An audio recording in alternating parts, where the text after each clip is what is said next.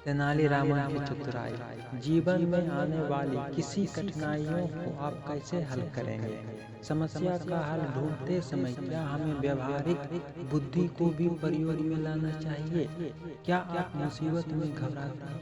चलिए इसी का सोल्यूशन इस कहानी में ढूंढते हैं। ग्रीष्म ऋतु का समय भयंकर गर्मी पड़ रही थी। विजयनगर के नदी नाले और तालाब सभी सूख गए थे। तेनालीरामन के घर के पिछवाड़े एक बगीचा था, वो भी सूख गया था।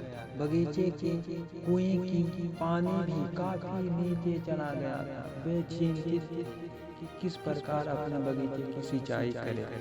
एक दिन रात के समय तेनालीरामन राजा कृष्णदेव राय के दरबार से घर वापस आ रहे थे कि उन्हें अपने बगीचे में कुछ लोगों की फुसफुसाहट सुनाई पड़ी। तेनालीरामन समझ गए कि चोर आए हैं। तेनालीरामन बिना कुछ बोले अपने घर के अंदर चले गए और अपनी पत्नी से जोर जोर कहने लगे, अरे सुनती हो, आज दरबार में चर्चा हो रही थी कि आजकल बहुत चोरियां हो रही है। तुमने अपने जेवर संभाल कर रखे हैं ना? यह सुनते ही चोरों के खड़े हो गए। वे छिपे छिपाते तेनालीरामन के घर पिछवाड़े वाली खिड़की के नीचे आकर छिप गए और ध्यान से उनकी बातें सुनने लगे। तेनालीरामन अपनी पत्नी से कहा कि हमें अपने घर का कीमती सामान कहीं ऐसी जगह छिपा देना चाहिए जहां चोर आए तो भी ढूंढ ना पाए। पत्नी ने कहा, लेकिन ऐसी कौन सी जगह है? तेनालीरामन ने कहा, जो हमारे पास लोहे का बड़ा सा संदूक है ना, उसी में सारे जेवर रख देंगे, फिर उसे अपने बगीचे के कुएं में डाल देंगे।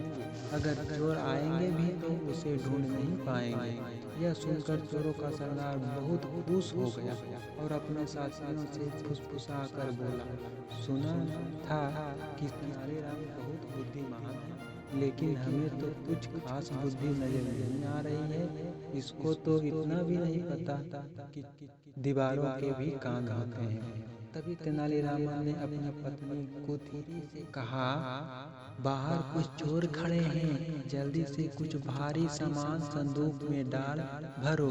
थोड़ी देर बाद तेनालीरामन और उनकी पत्नी एक बड़ा सा लोहे का संदूक जोर लगाकर घसीटते हुए कुएं के पास लाए। बहुत मुश्किल से उसे उठाए कुएं में ढकेल दिया। छपाक जोर से आवाज हुई। मुस्कुराते हुए वे दोनों घर के अंदर चले गए। तेनालीरामन और उनकी पत्नी के घर के अंदर चले जाने पर चोरों का सरदार अपने साथियों के साथ कुएं के पास आया। कुएं के पास बाल्टियां और रस्सी पड़ी हुई थी। कुएं में उतरने के लिए वे उसमें बचा थोड़ा पानी निकालने लगे ताकि संदूक निकाल पाए।